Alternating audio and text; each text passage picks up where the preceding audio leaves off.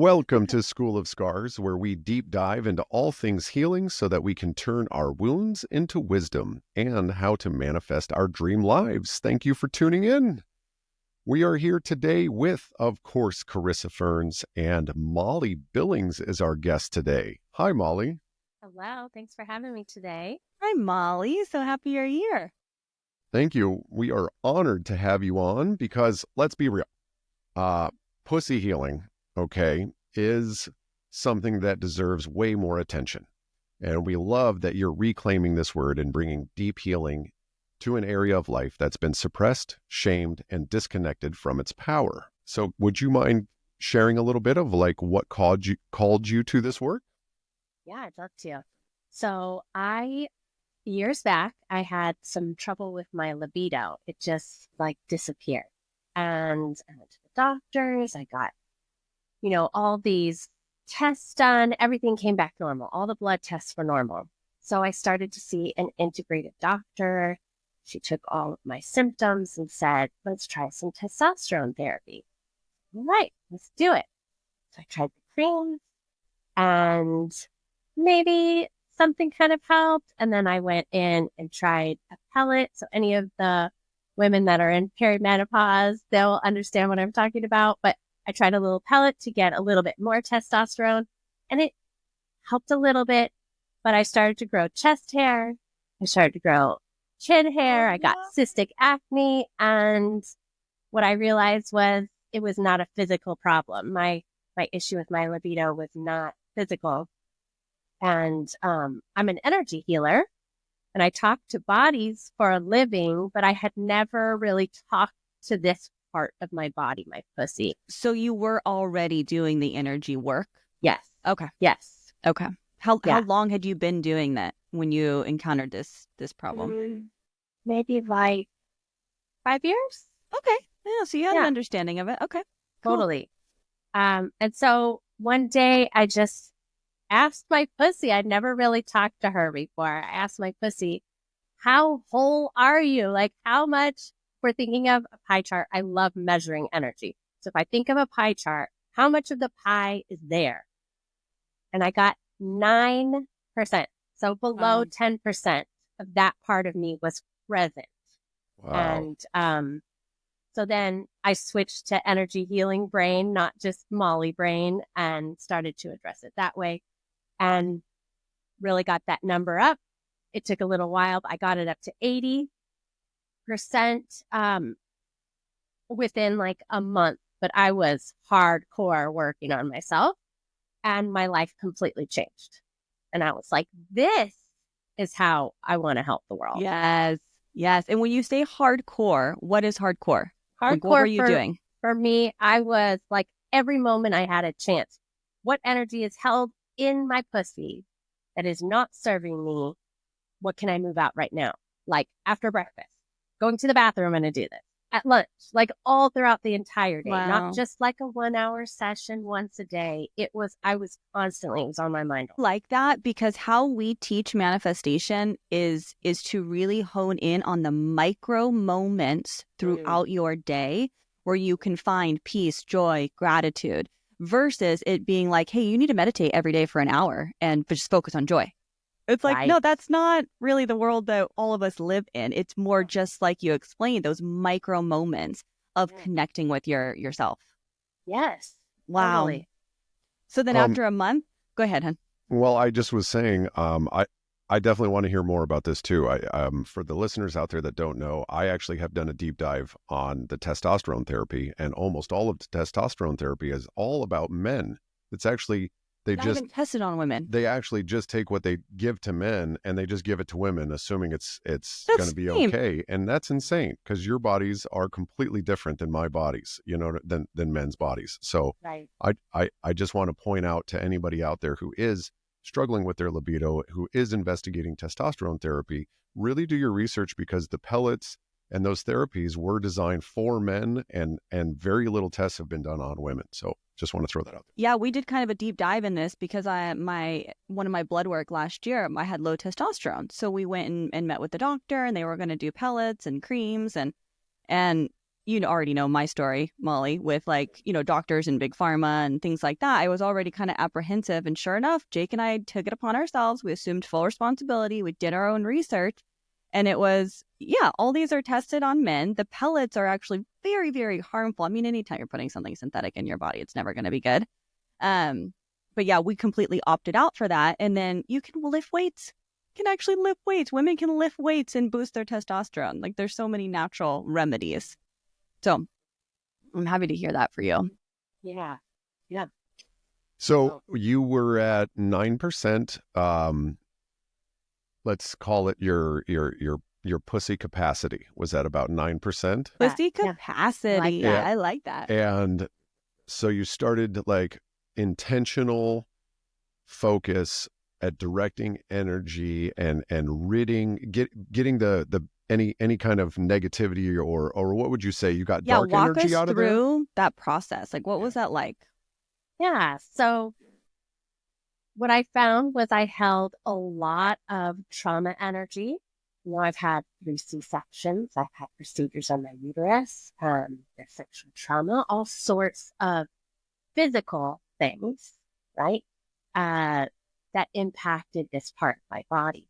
And not to mention emotional, mental, all sorts of energy that was held there that I had never really looked at. I'd worked maybe more with my heart, with my mind, my intuition before, but not really addressing the lower part of my body. So all sorts of energy that was stored there that I wasn't consciously aware of until my libido started to struggle. And then once I cleared out enough for things to change physically, I noticed mentally I was way more empowered, speaking my truth, setting boundaries, all the things that pussy represents. I found through experiment. I'm an experimenter. That's how I learn. So I started to want to be naked all the time. I was scared to be naked. Before that, I didn't want to look at myself in the mirror. I wasn't free. Maybe the lights were low. The lights were turned down. That wasn't who I was before I healed this part of me. So all sorts of things changed. But the procedure was clearing out what is stuck here, what is stored here. So that way, I could get my libido back. That was the whole intention. Wow. And it just changed me across the board. I was going to say, it sounds like it was way more freeing than just being more horny. Oh, I would love to break that down for you. I feel like I just jumped right into the procedure. No, break please, it. Please. Okay. We're all ears. Yes. Okay, so there are 4 parts to pussy energy. And when I say pussy, I'm talking about the energy of your reproductive organ, your genitals, your root chakra, your sacral chakra, the whole entire pelvic bowl. So your muscles, the ligaments, all of that energy that's stored there. So that's what I am referring to when I say pussy energy. Okay. But there are 4 parts to it. You have the mental side of pussy, where she knows her worth. She sets boundaries. She speaks her truth. She's fearless. Okay, so that's pussy energy mentally. Now, emotionally, she's not stuffing emotions. She's not ignoring. She's not blasting her emotions on other people necessarily. She knows that emotions come and go, and she can kind of ride that wave, and she feels safe and secure with her emotions. So that's pussy emotionally.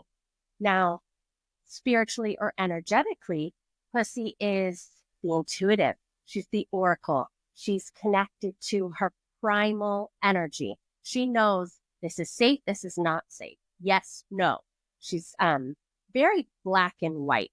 And then when you connect that up with the intuition, you have the oracle. So that's pussy spiritually. And then obviously everybody knows what pussy is physically. She's sensual, she's sexual, she's wet, she buzzes with desire. So there's 4 parts to pussy, and I was only focused on fixing my physical side, and boom, boom, boom, boom, boom, all these parts of me completely changed, and I kind of became a different person. Wow. Yeah. I want to take a moment here and just talk because, number one, as a man, I love pussy, especially 100% my woman's pussy. And but wow, what you're talking about bridges into what Carissa and I do with the frequency and vibrational work that we do. And so if you understand that a seed, an apple seed, holds within it the entirety of the apple tree, right? Then each of our cells holds within it the entirety of our being. And so when you're talking about the entire area of the pussy, the pussy region, whatever you want to call it, that area, and you're bringing in energetics, right? You're bringing in the spiritual, and the emotional and the mental, right? Because we have a divine mind. Each one of us has a divine mind inside of us that has a record of all the ages of all time in our DNA inside of each one of our cells. And so are you saying that basically also there might be like generational pussy trauma that you might have to let go? I was just going to ask that. Generational. And if you've come into this lifetime with energy, so you can hold past life energy there as well. That will influence you mentally, emotionally, physically, spiritually in your pussy. So yeah, it wasn't just what I've experienced in this lifetime. I hold the trauma of my mother and her mother. Just going to ask that. And I'm getting chills just saying it out loud because people don't really talk about that. Yeah.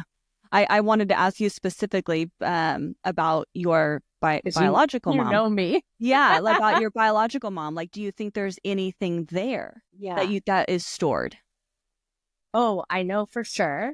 I've definitely worked on a lot of that. And is it stronger is it stronger for us women if it comes from our past life or if it comes from our ancestors? What have you noticed working with clients?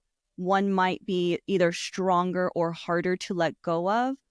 I feel like it's harder to let go of the past life, but the ancestral stuff, you really see both of them in our lives. Yeah. Once you identify it, you're like, oh, this makes so much sense why this is so hard for me. And it has been since I was a little kid.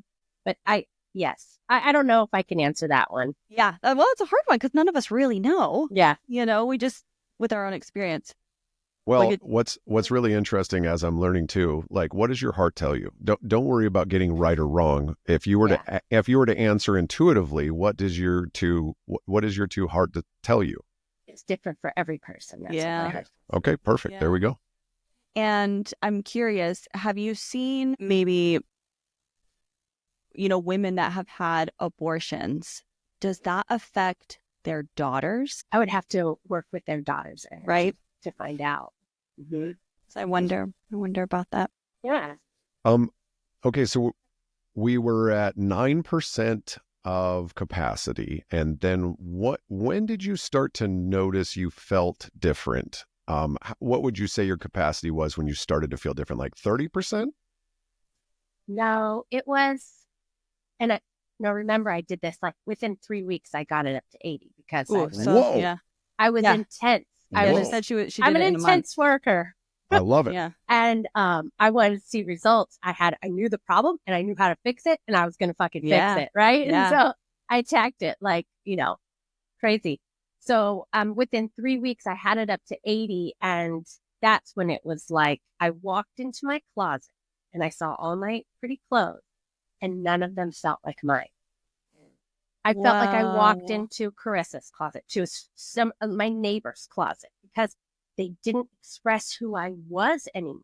Whoa. They were pretty, but they were modest. They, they had style, but they didn't express. There was no cleavage, no flair. No. Yeah. I mean, there was cool flair. I would say cool flair, but not sexy flair. Okay. Yeah. Yeah. The embodiment of pussy. Yeah. Yeah. I the was embodiment too scared of desire. to do that. I didn't know. I wasn't conscious that I was scared to do that. I just found the clothes that I liked. and all of them were modest and nothing more. Wow, this is fascinating. This is fascinating. Would you say, and this might be hard to answer, but obviously Carissa and I have, we're very sex positive in our relationship. We're very sex positive in our home, and with our daughters. With our daughters, and one of the things that we do know, though, is that especially in society, there's a lot of shame around even the word pussy, right? Number one, let me just throw this out there. I want to go into like why you think or why we feel that there's so much shame around that word, and do we feel like we want to kind of eliminate that shame?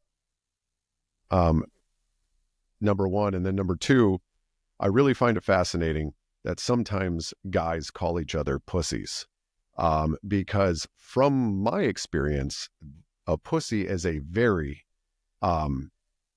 pussy can take a beating. I mean, a pussy is a strong thing. Yeah. I mean, not only like whatever sex does, but pushing out babies and being part of the birthing process and everything else that happens, and the menstrual cycles and everything else that you guys go through.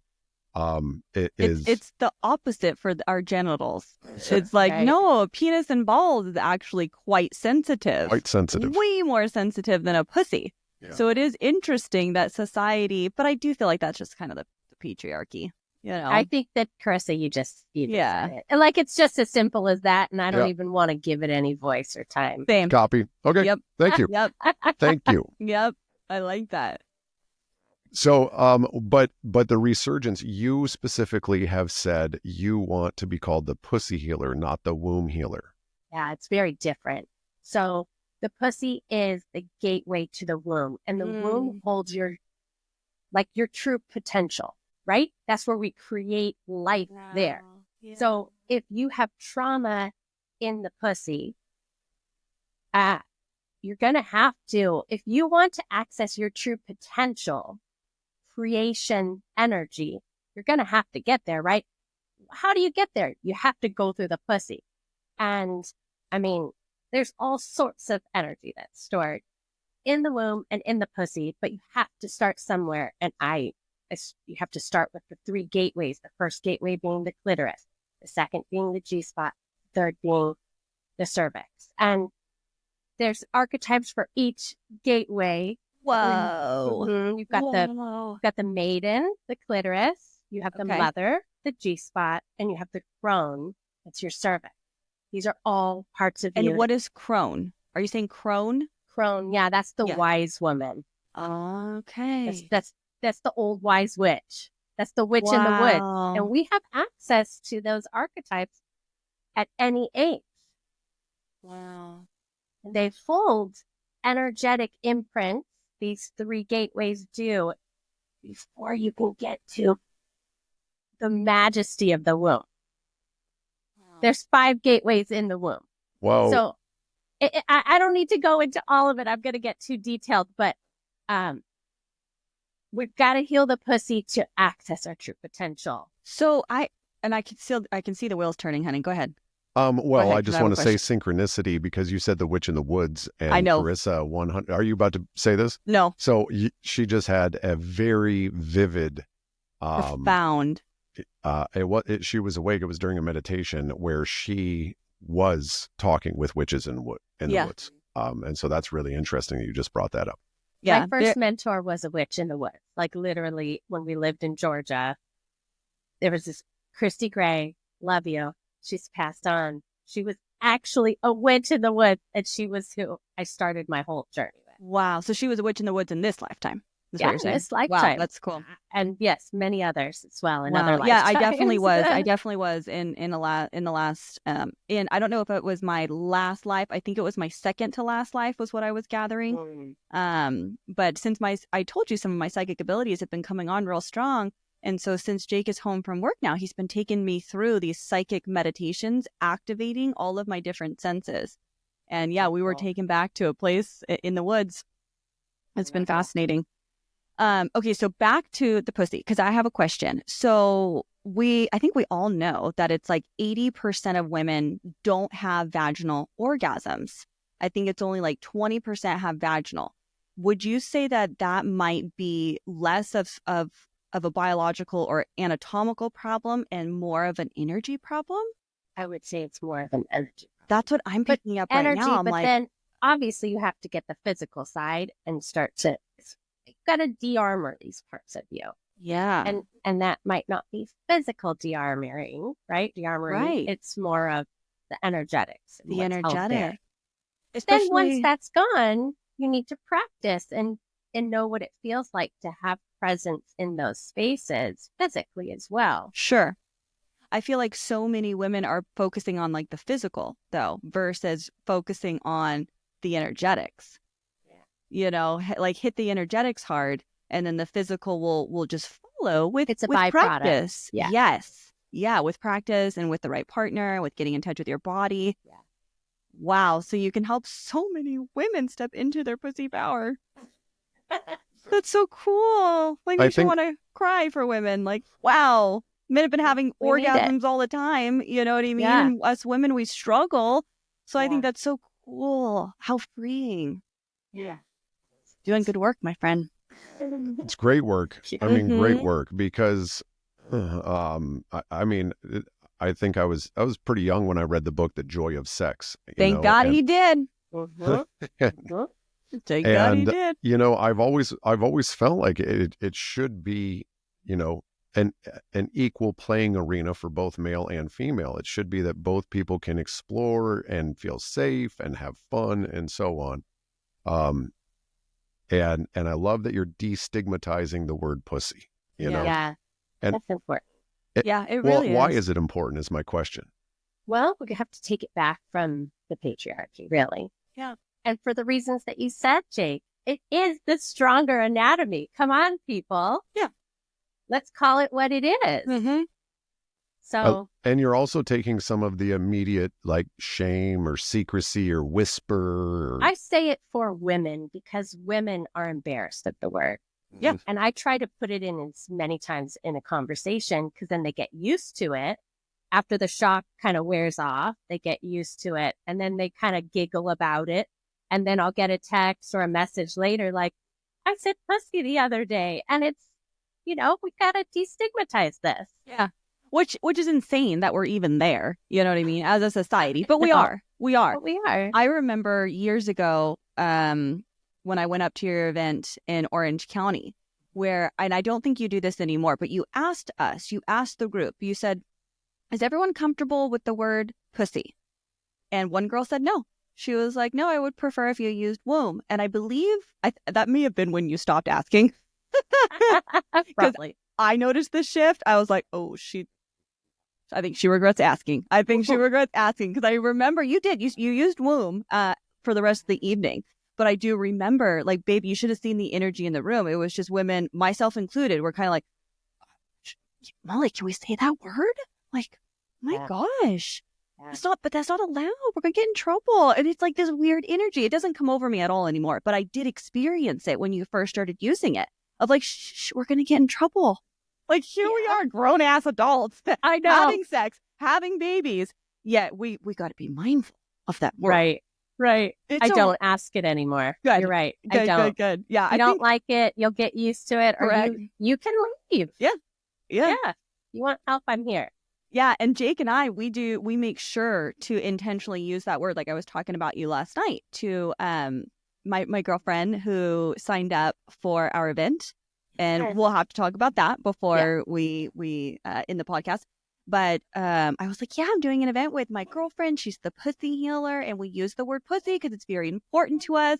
And she's older. I think she's like early 60s. And I could feel her body squirming. Like I could feel like her body squirming, like we're going to get in trouble. Like we're not allowed to use that word. But it's also simultaneously, I can also feel them want to use the word. They do. Yes. They want to say it. Yes. Like I can feel both where it's not them that doesn't want to use it. It's like the shame that's been, that's been pressed upon us. Mm-hmm. Yeah. So I love that you're really, really taking that word back because my theory is and I've told Jake this, is that we rule the world. We do. Actually. We need men. Yes, absolutely. And we need Yeah. the divine masculine and we need the divine feminine.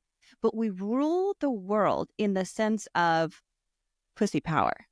Like penis power doesn't have that effect on us nearly as much as pussy power does. And I believe that men knew this years ago. And I believe that's why prostitution is illegal. I cannot believe prostitution's illegal. That to me is like the biggest fucking load of shit. Like a mother is starving and mother and like 4 kids, right? Let's say her husband dies. She can't go use her pussy. I mean, it would still be very unfortunate for her, but she should be allowed to provide food and shelter for her children from what is hers between her legs. So like when I was in college, I remember my professor like trying to explain why it's necessary for prostitution to be illegal. And I was like, this motherfucker, like, no, this is because y'all know nothing would get done ever. Women would be in politics, like women would be president. Everybody would, and it would, you know, I remember telling Jake this because it is just a very different, like, I take off my clothes and I start walking around and Jake is distracted. Yeah. Right? Whatever you want, babe. Anything Whatever you want. You need. When Jake gets naked, I still love it, but it doesn't have the same effect.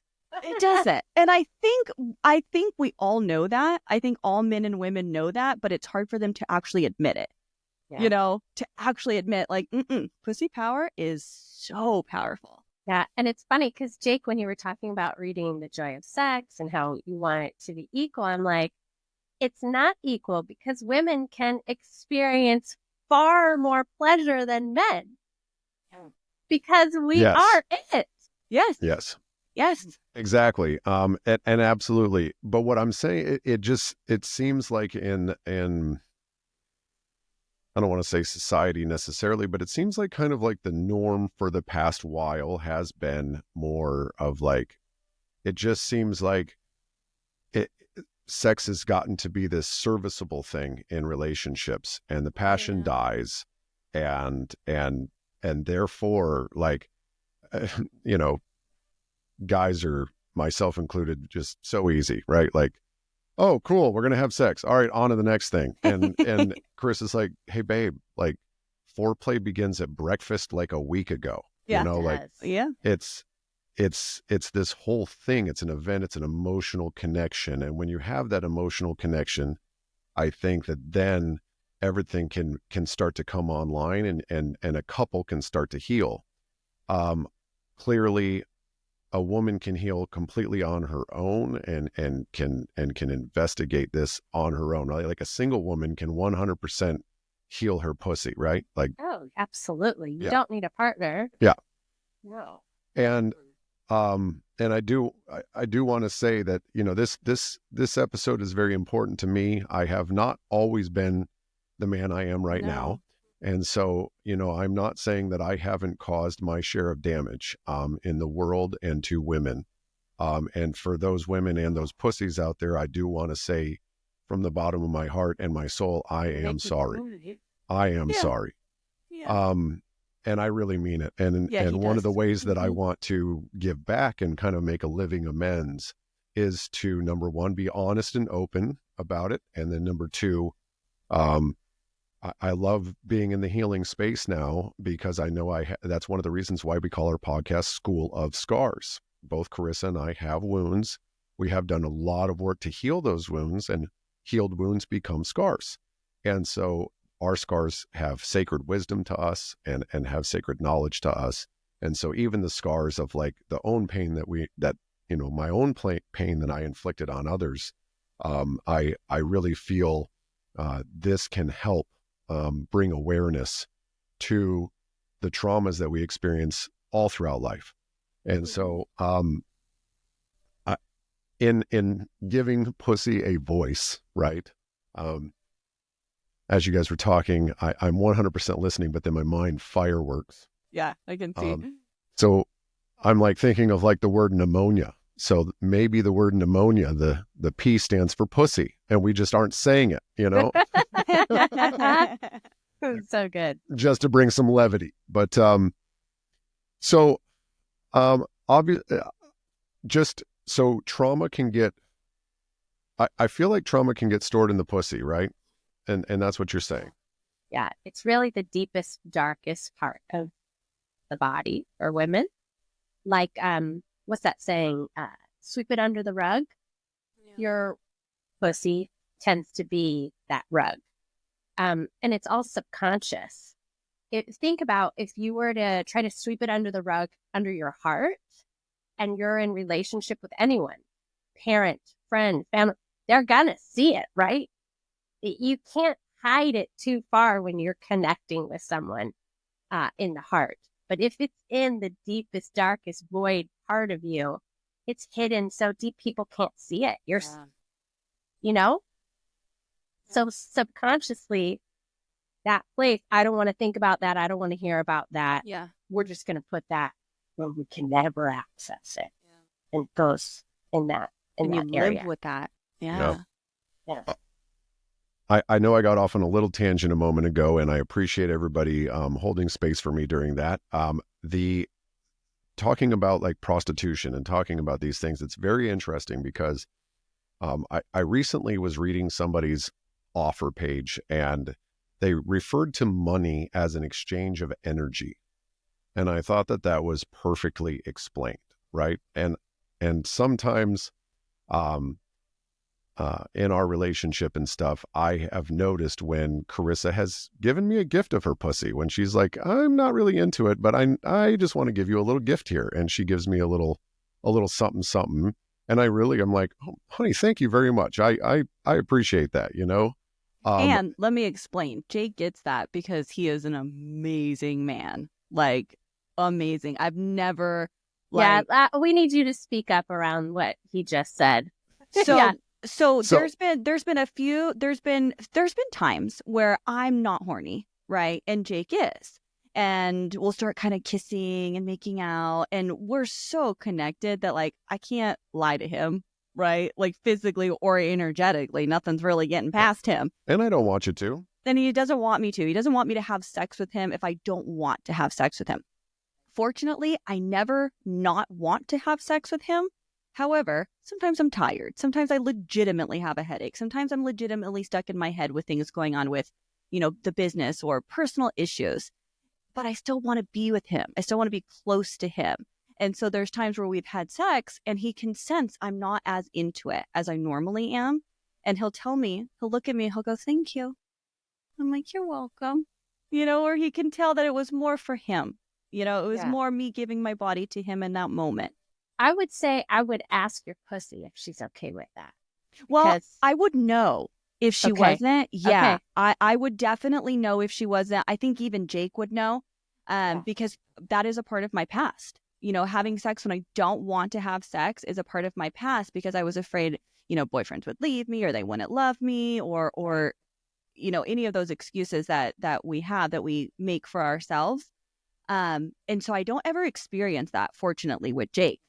Like, we actually went through something last year where we didn't have sex for almost a month, and he respected me on that. He was like, okay, was it a month or 3 weeks? It was a long. It might have been longer than that. I think it was 2 periods, a couple of periods and so on. But it was a long time, and he was and I didn't really know what I was going through. I didn't know, but he totally respected me. So fortunately, my body and I are so connected. My pussy and I are so connected that I do know what she needs. And I'm really blessed that Jake is very much a lover in the bedroom, like very much a lover, very much a giver. So I would say I'm glad that you broke that down because there'll be people that are listening that might not understand. That was the opposite advice that I would ever give to anyone. But the way it works for you, and you are highly sensitive. Yeah. You know your body. Yeah. I'm really, really, really connected. Yeah. I'm very connected. Please say whatever you want there, Mollie, because what I was trying to get at is part of pussy trauma when you say yes, when really you want to say no. That's kind of what I was trying to segue into that. So what I would say for somebody other than Carissa knows exactly what her body wants, is don't let your heart tell you what pussy is saying no to. Wait, hold on. So if you are in I'm not saying you two, because you broke it down for everyone. It's okay. If you're in a loving relationship and your body is not lighting up, pussy's not opening up, wanting, but your heart is connected and your heart is wanting to give and your heart is wanting to serve, you need to listen to your pussy, because she is saying no if she's not opening. That is such an amazing distinction that you just made between the heart and the pussy, because I feel like that would be really challenging for some women that are like, if their heart's in it, why not naturally assume that your pussy's in it? It's not, I'm like shaking right now. I love this. Physically shaking. I love this because this is like hot seat coaching for us. Like we just accidentally, inadvertently triggered a hot seat coaching. Mollie, go. I said it. I mean, most women listen to their heart, and you have to start listening down below, because every time you say yes, when your pussy is saying no, not your heart, when your pussy's saying no, you are traumatizing her. I would agree. And you chose that, not your partner. You are betraying your own self. Okay, and so that's why you said ask your pussy. Ask your pussy. Don't ask your mind. Don't ask your heart. You have to ask her. And she will give you physical, what is the word? I can't even think. I'm like shaking. She will. She will open up. She will be wet. She will be open up. She will show you physically. If you don't know her voice, I know her voice, but you don't know her voice, she will show you physically if she wants to be entered. And if she's not wet, if she's not opening, then, nobody gets to go in. Not even a fucking finger. Wow. What this is the goddess distinction. The goddess. Thank you very much. And Mollie, I almost want to apologize. You say you're shaking. I'm shaking because pussy's like, speak up, bitch. So thank you for giving me the opportunity to say. Yeah. Well, absolutely. Yeah, and you just taught us something too. Because I would have always said, oh, follow your heart. Go with your heart. Yeah, I never would have thought to ask pussy herself. Wow. I love that. And again, I truly have tried to make our bedroom, make our sex safe, right? Make our sex safe. And so I mean, we have had times where we're having sex and it's time to be done, and it's time to be done. And, I have an orgasm totally fine. And I'm like, and it is interesting because Carissa sometimes will be like, but honey, and I'm like, babe, no, you're done. It's okay. Go ahead. I wanted to bring that up. That up where we have noticed in our sexual relationship where if Jake doesn't come, I'm very concerned about blue balls. And I just recently started bringing this up to him within the last, I don't know, maybe year, where I was indoctrinated from high school, right? That oh, you can't be a tease. You can't give a guy blue balls. You can't do that. That's bad.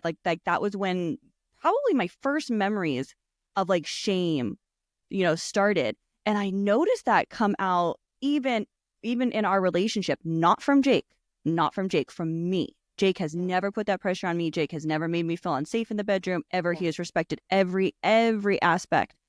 But I've noticed it from me where he has to tell me, honey, that's not a thing. Or there's been times where, I want to go down and, give him a blowjob, but I'm tired. So I don't want to I don't want it to last 30 minutes. And he's like, no, you don't not give me a blowjob just because you can't finish. Put my wiener in your mouth for 3 seconds and I'd be happy. And I'm like, oh my God, really? Okay. Because I'm still actually in real time, still rewiring this. Because there's still moments where I'm like, oh, I just want to be feisty for just literally 10 seconds before bed. And I still am like, oh, no, because, you can't finish them off. And it's that's not even my voice. Those are literally friends from high school that I remember. And I was only in high school for 1.5 years before I got pregnant with Michaela's. And then I was out of high school and busy being a mom. So my indoctrination probably isn't as bad as it is for women who went all through high school and then went through college and then their young 20s thinking that it's all about the guy. Yeah. So that's the way we're taught. But there are exercises to do to move the energy so that way they don't get the blue ball. Yeah. So that's a whole nother conversation. Right? It's fun to have. Yeah. But fun to have. But it's just so interesting just how indoctrinated we are. And, it does start from a very early age. I think I mentioned to you one of our lunches. Yes. Yeah. You know, where it's like, Jake loves when I'm teasing him, and it's fun and it's sensual and it's sexual, and it like really connects us even without having sex. We feel that sexual energy and that closeness, and it's so much fun, and it's just, it's pleasure. But I think I'd mentioned at one of our lunches, and here on the podcast, we get real vulnerable, clearly. But we are very, very mindful not to ever like talk shit on our family or exes or anything like that. So I'm going to be very mindful with what I say. But our daughter, Jake's daughter, my bonus daughter, you know, one day Jake and I were talking openly about sex, and not anything detailed, certainly age appropriate. But we certainly dropped that word just to open up conversations. And she's in middle school, so they're talking about it in middle school. So one of us said sex, and she comes in the room and she goes, "Ooh, that's a bad word." And Jake and I looked at each other like, what the fuck is she talking about? Like, wait, what? And we, you know, obviously we questioned her. Honey, what word did you just hear? Because I cuss all the time. So I'm like, what bad word are you calling me out on? And she said sex. And like my heart, I don't know Jake's experience, but my heart just dropped, where I'm like, no, baby, no, no. And I go, honey, who told you? I mean, I already knew the answer to the question. I said, who told you sex is a bad word? And, you know, it was her mom. And I'm sure her mom got it from her mom. And, you know, it goes through the whole lineage. So I have nothing bad to say about that. I just want to focus on what I think Jake and I are already doing a really good job about talking openly about the body, and she can ask any question she wants. Jake is adorable. He got her, I think, 2 books, right? Yeah. Like 2 books on the body, and I mean, full blown, like the clitoris and the womb and just everything, male and, right? Isn't the boy body in there too? Yep. Yeah. And so we're just really allowing her to explore and be open. And, you know, for anyone listening that has children around that age, how wonderful would it be if your child is going to you with questions about their body or sex or condoms or STDs or pregnancy, you know, and I can take it a step further, drugs, drinking, all that, right? If you create that safety with your children, you're most likely not going to, I feel like we can eliminate a lot of heartbreak that way. With just being open with our young girls, that sex is not bad. No, it's supposed to be sacred and pleasurable. And we went into, you always want to do it with the right person, and take it a step further, that it's not just about the physical act. The physical act is a small portion of sex. It's the emotional connection. You know, it's the mental connection. It's everything else that comes with it. So with that said, I wanted to ask you, is that kind of how you are with your kids in your home? I think, well, we're open at our house about talking about things. And I really only have one kid that's, you know, in that world. And it was really fun because they came to me and they said, I think I'm ready, and talked about it. And I gave them a book, and, you know, like more grown up book, and kind of broke things down. And I mean, really, my advice was, I want to get really good at kissing, oral, and touching before you have to worry about pregnancy and all that kind of stuff. And it wasn't from a sense of shame. It was like, do you want to be a good lover, or do you want to rush things? Because that's really my question for you. Yeah. That's a great question. Yeah. Yeah. Yeah. Because once you go all in, it's harder to go back to the basics. You gotta get good at the basics. Yeah. So anyways, yeah, I have one kid that is uncomfortable talking about it. I have one that comes to me to talk about it. You know, I share my phone with my youngest kid. They don't have a phone yet. So they see every post that I make, and pussy, but, you know, they see all this kind of stuff, and she just like rolls her eyes. Mom. Yeah. Jeez. But it's all out there, you know. We talk about balls. We talk about all sorts of things. Good. Oh, it's so good. So good for them. That was how me and Michaela were always. Okay, I've got a couple more questions, and I know we're getting to 45 minutes. And I want to be mindful of everyone's day. But how does sexual energy tie into personal power and manifestation? Oh, well, I feel like you guys can already answer that, right? I just know how to bring it out. I mean, that is the energy that you work with manifestation, right? Isn't it? Mm-hmm. I mean, that's been my experience, and that manifestation power, that energy, it really lives in your sacral chakra, men or women. Yeah, absolutely. The divine feminine and masculine coming together. Absolutely. Oh yeah. And then when they come together and it activates, I mean, that's it's powerful. amazing. Yeah. Absolutely. That's powerful. Yeah. And do you feel or find that there's a connection between orgasm frequency and creation? I like that question. And I think that there are other people out there that would know maybe better than I do from my experience. I can only answer from my experience. Absolutely.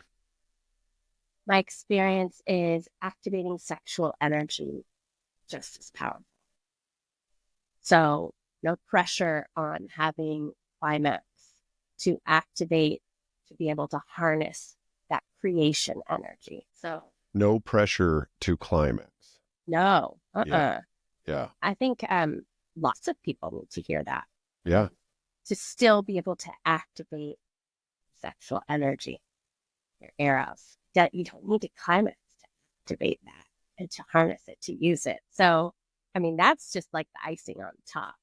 And maybe it directs it a little bit more when there is a climax. Maybe it gives a little bit more of a direction for that energy, but it doesn't mean you can't harness it. Okay. That's powerful. From my experience. And there's probably plenty of other opinions out there. No, that's powerful. And we want to hear you. That's why we have you on. We want to hear yours. So I just want to kind of circle back real quick on what we touched on earlier, because I know I brought it up, and if you want, I can strike it from the records. We can delete, where we went off course there for a second. But I brought it up because, like I said, I haven't always been the Jake that I am today. I was married before Carissa and I was not a good husband. I was one that really felt that sex was just part of the agreement, right? Sex was part of the agreement of the marriage. And so I want to talk real quick to any men out there listening, that if you are in a relationship, or if you plan on being in a relationship, please really check what relationship you have with sex as a man, and what relationship you have with pussy as a man, and what relationship you have regarding women altogether as a man. Because I definitely was of the school of thought where I felt like that was supposed to be part of the agreement of marriage. And so when I was talking about the energy exchange, and when I was talking about, and I brought up kind of the patriarchy, and I brought up those things, it's almost like, oh yeah, you're not allowed to sell your pussy for money, but you are allowed to sell your pussy just for room and board. Right. And that sucks. Right. That's just shitty if you really think about it. That doesn't get me fired up and get me all hot and wet. You know what I mean? That's pretty bad. And so I just want to speak for a second to the men out there, because in my opinion, every woman wants to have the 50 Shades of Grey sex life, right? Or some version of that. They want to have their own dream fantasy in their own home, in their own bedroom, in their relationship with you, motherfucker. Mm-hmm. But my ex used to say it to me all the time. She used to say, "You're not safe. You're not safe. You're not a safe man." And she used to say that. And I'm like, what are you talking about? I'm a combat Marine. I can defend this fucking country. Like, what are you talking about? And she said, you have no idea what I mean, and blah, blah, blah. and she was talking about emotional safety. She was talking about emotional safety. And I didn't understand it, even though I was in therapy. I didn't understand it, even though she was screaming it at me. I didn't understand it, even though she was crying. And it took her leaving me and never coming back and never talking to me again that finally made me realize, oh shit, you're a 40-year-old man that does not know these things. And so then I started to deep dive into the healing, into the world of healing, and to deep dive into recreating myself as a person, because I don't want to ever make another person feel like that. And to her, again, I'm so sorry. And I bring it up, and Carissa and I have talked before this episode that it's okay that I bring it up. But I bring it up because it is a public service announcement to men. We are, across all species, the expendable, right? We are the expendable part of the species. The women are the creation, and their pussy has the power to create and recreate and recreate and recreate. I mean, and literally bring life. You guys have the portal to bring life from the spirit realm to physical reality, and it is unbelievably important. And I am not forever, excuse me. I am ashamed for the person that I was, and I am so grateful that I have taken an active role in healing.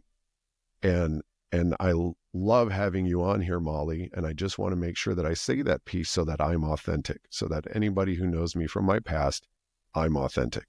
And I want to make sure that we do, that I don't want to hitch my wagon to this pussy power train, to giving voice to the word pussy and making sure that men, it starts with conversation, right? It starts with a conversation. So do you have any advice, Mollie, for men out there, or Carissa, do you have any advice for men out there who know that there's a disconnect in their bedroom?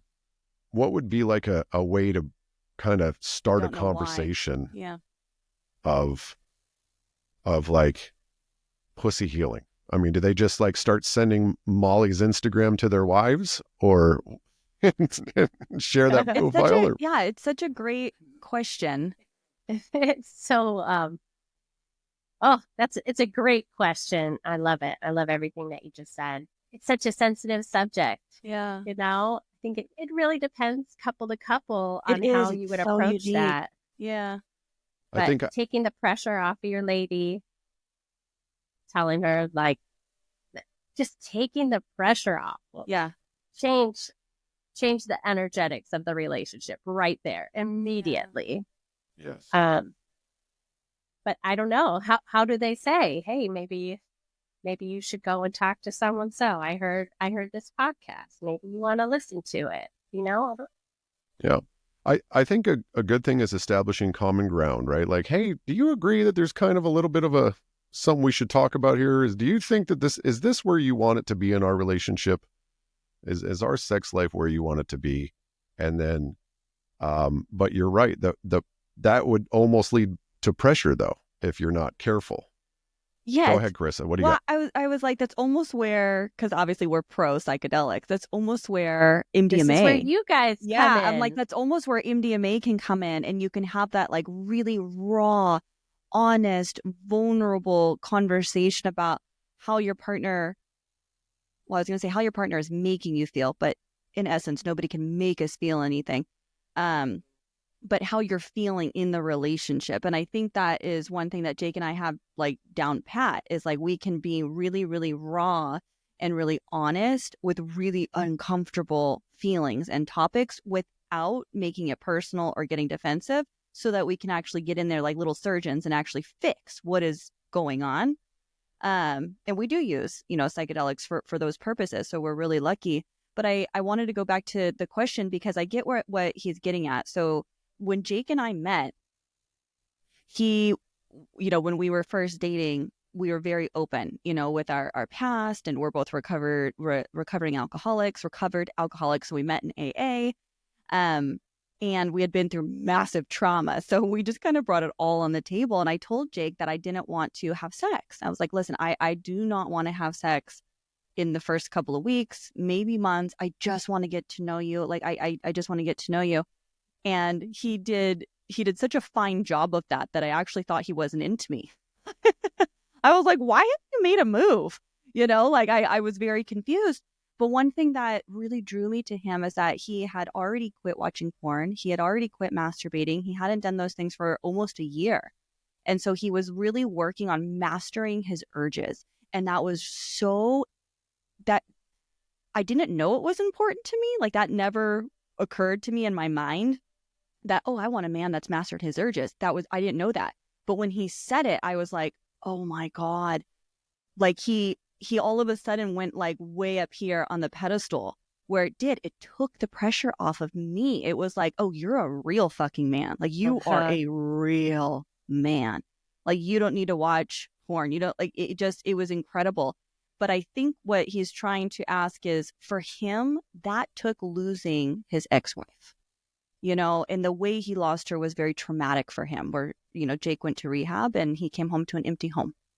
And she never said goodbye to him. She never said goodbye to Avery. This is not the mother of Avery. This was another woman.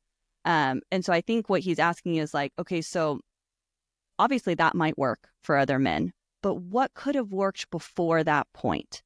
I don't know. I think it is something that's so unique to the individual, because obviously it took that level of pain and suffering, right? It was the losing of Amy and your home and the dogs and all those things that like elicited that level of consciousness of like, oh shit, I need to examine my behavior. I need to dig deep here, see why I am this way, and then excavate, which clearly both Jake and I are the reason we are here today is through pain and suffering. We were not those people that like read a book and our life changed. No, no. It took massive pain and suffering. And so we're always curious of like, well, how do they actually grow without that? Because we don't have ontological experience with that. We help people who have fucked up their lives and they're rebuilding it, because we know how to do that. We can help you there. But it's almost like people that have like less trauma, we almost don't really know how to help. We're like, yeah, you're a normie. I don't know how to help you. Does that make sense? Yeah, that's pretty great. I like that you pointed that out. So in our house, I went all in on my healing and totally changed. I was a different version of Mollie. And I got lucky that I'm married to a man that stepped up. Yeah. Because of that. I remember when you called that in. I remember. Yeah, you're behind the scenes on that, Carissa. Yeah. And I never even had to verbally say it. I remember that. Yeah. Because I held exactly what I wanted in the most feminine way. I knew what I wanted and I just held it. And I said, okay, let's see. Within a year, if things haven't changed, then we'll have to figure something out. But boom. Yeah. He stepped up. It didn't take any catastrophe for that to happen. Beautiful. And that is the power of the pussy. It is. That is the power of the divine when feminine. I say that, I'm not saying I was withholding sex or anything like that. That's not what I'm saying. I want to make sure people know.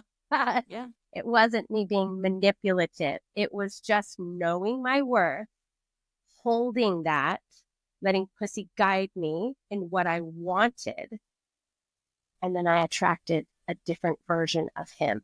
Wow. By being a different version of you. By being a different version of me. Yeah. And he reached out and he has mentors and he has coaches and, you know, all the things to kind of help him change and grow into the man that is really all deep inside, you know? It's his true divine masculine. Yeah. I got pretty fucking lucky.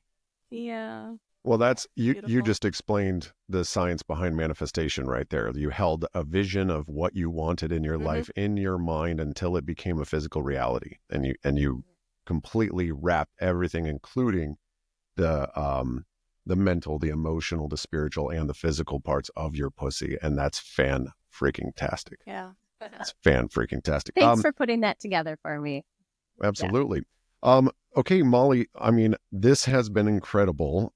For anyone who feels called to heal, reclaim, and embody their full pussy power, where can they find you and how do they work with you? Yeah, so I have a website, and it is mollie-b.com. So maybe we'll put that in the notes.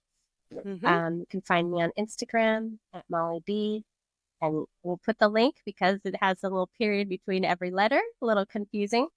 And Carissa and I have an event coming up March 12th. Yes. If you Let's talk about that. live in Southern California, you have to come out. I have events, in-person events, but I mostly, when I work one-on-one, it's online through Zoom. So it's very private. And yeah, and actually, let me touch on that real quick. So I just want to tell our listeners that the way Mollie and I became friends is I was actually her client. I sought her out through Dr. Bradley Nelson, Bradley Cooper, for the emotion code. And this was before you were doing pussy. And then there was also a little time where you were working with money. I remember that. But God, it was what, 2 years? Was it about 2 years? It was during COVID. It was a really hard time in my life, so I don't remember. It was COVID. It was like 2020. I think, you were doing a lot of energetic work on me, and it was just, it was amazing. I have had, Mollie and Jake know, but during my addiction, there was abortions, that were there, and lots and lots of womb healing from my mother, my grandmother, and then the decisions I made myself during my time here on Earth. So I had a lot of shame that I had to work through. And I'm telling you, when you start doing the energetic work in conjunction with other modalities, I don't care if it's therapy or psychedelics, when you start really focusing on energy, and I know energy can be tough because it's invisible, and so we don't take it seriously, but holy fuck, when you start doing the energetic work, you start healing so fast. It was almost like not really believable, where I'm like, oh, I'm still really fucked up. And it's like, wow, I'm really not. It's like, it's amazing. It's amazing. So for anybody who's sitting on the fence, please don't book an appointment with her. She is amazing. Truly helped me. Ask your pussy. Yes. Okay, so back to our event. But before we say the event, I just want people to know that I do a free 15-minute consult where I will give you your pussy profile, find out how whole your pussy is, how much of the pie is there, and then how connected you are to it, how much of that pie do you have access to, and then find out how embodied you are. So you'll get measurements so you know if you really do need to work. Wow. Wow. Excellent. Okay, the event. Yeah, so we are calling it Microdose to Manifest Your Divine Feminine. It's going to be on Wednesday, March 12th, so about a week and a half, up at our friend's house at Gemini Moon Ranch. It's going to be out in nature. We start at about 10 a.m. We're going to take a microdose. For those of you that don't know, microdose is psilocybin. You can microdose on a few different psychedelics. This one in particular is going to be psilocybin. That is the main ingredient found in magic mushrooms. And when it comes to a microdose, it's very important to know that this is sub-perceptual. What that means is below your perception. So this is not something where you will hallucinate. It's not something where you're going to trip. It's not something where you cannot, drive home. We're doing the event from, I think, what do we say, 10 to 3? 10 to 3. Mm-hmm. Yeah, 10 to 3. So you'll be more than fine to pick up the kiddos, cook dinner, go back to work if you need to. But it's going to be a beautiful day in nature with a rad fucking group of women. Like, these are really cool women. The property itself has a very eclectic vibe. Gemini Moon Ranch is very eclectic. Mollie's going to do some I'll let you explain kind of what you're going to be doing for us. Yeah. So we'll be doing some energy healing. We'll be doing some journal questions to kind of get you to dig a little bit deeper. Really, with the journaling questions, I'm hoping to trigger some energy, bring that to the top, bring that cream to the top so I can move it out. Nice. The way I visualize it. We'll be talking about connecting to your pussy, connecting to your body, connecting to the divine feminine energy that lives in you, your goddess, right? And really tapping into any kind of sisterhood wounds. Women can be nasty to each other, and it can be scary to make new friends and to open up and be vulnerable with other women. Yeah. And that's because of old trauma. So we're definitely going to be addressing that. And I'll send it back to you, Carissa, to talk about all that you're going to be doing. So yeah, it's going to be a great day. For those of you that are interested, let's put that link to register for Microdose to Manifest Your Divine Feminine. Let's put that in the show notes as well. Absolutely. So you'll have access to booking with Mollie, and then also booking the event that we are doing in conjunction in mid-March. And they can also reach out to you too on social media, correct? Yes, on Instagram. I'm on Instagram. Excellent. And if any men who find themselves kind of like me are welcome to reach out to me if you need some help from me. I definitely have been there. Jake has private coaching. Yes. And is our new website up and running? Almost. Okay. Almost. So give us like another week, and then schoolofscars.com will be up and running. So you can have access to Jake as well. Mm-hmm. All kinds of great things will be on there. This conversation has been amazing. Anything you'd like to add, Mollie, before we close it out? Oh, thank you so much for having me. I've really enjoyed all of our time together. It's been fun. I feel like we could talk for hours. Yeah. Easily. And I'm working on a fun, playful quiz, like BuzzFeed kind of quiz. What vibe is your pussy? And hopefully I will have that ready for you when we put the links out. So people can kind of see where they're at. Yes. Ooh, I love that. We like quizzes. I know. We do. Yeah. Anything you'd like to add, hon? No, just thank you. Thank you to both of you. This was amazing. To any of our listeners out there, if you are struggling, with, I know I kind of dropped the A word right as we're getting off, but for anyone struggling with, abortions or sexual trauma, any of those really heavy things that are hard to discuss, if it is challenging, please reach out. Reach out to us. Consciously Carissa on Instagram. We got Mollie on Instagram. Jake is School of Scars, I believe, on Instagram and on TikTok. And allow us to be there for you, because healing is 100% possible. It is 100% possible for you. Absolutely. If we can do it, oh my God. Anybody can. Yeah. And if this conversation stirred something in you, it's for a reason. Maybe it's time to look in your relationship with your body, with your sexuality, with your pussy, and your energy in a new way. So please reach out if this did bring up any feelings for you. Okay. My name is Jake. This has been a great session. Pussy healing with Mollie. And we are so happy to have you on. Thank you for bringing this message. And we are so happy to put our energy and combine it with your energy on this mission. So thank you so much. Thank you, friend. Thanks, guys. It's great. You are our first podcast guest. You're our first one. Fun. Very first one. Yeah. Now we know how it works. Yes. Yeah. Wonderful. So it's fun. You guys are fun to talk to. Thank you. I like it. Thank you. We have pretty cool conversations. We really do. I love how vulnerable you are. It's so beautiful. Well, you know what? It's interesting you say